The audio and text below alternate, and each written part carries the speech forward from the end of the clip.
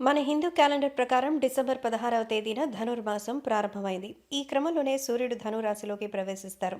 అందుకోసమే డిసెంబర్ 16 నుంచి సూర్యుడు మకర రాశిలో ప్రవేశించే వరకు ఉన్న రోజులు ధనుర్మాసం అంటారు. ఈ నెల రోజుల పాటు ఎంతో పవిత్రమైన మాసంగా భావిస్తారు. మరి ఈ మాసంలో ఎలాంటి శుభకార్యాలు చేయరు.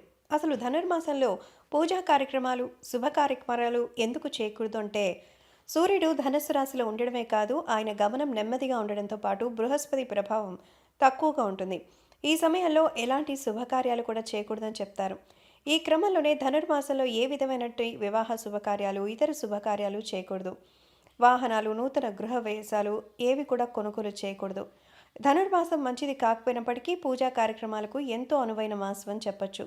ఈ కార్యక్రమంలో పెద్ద ఎత్తున విష్ణుమూర్తి, లక్ష్మీదేవికి పూజ చేయడం వల్ల అమ్మవారి అనుగ్రహం ఉంటుందని భావిస్తారు. ఈ క్రమంలో ధనుర్మాసం కేవలం పూజా కార్యక్రమాలు, వ్రతాలు మాత్రమే చేస్తారు. ప్రస్తుతం ఈ నెల మొత్తం ధనురాశిలో ఉన్న సూర్యుడు సంక్రాంతి పండుగ రోజు మకర రాశిలోకి వస్తారు. అప్పటి వరకు సూర్యుడి గమనం నెమ్మదిగా ఉంటుంది.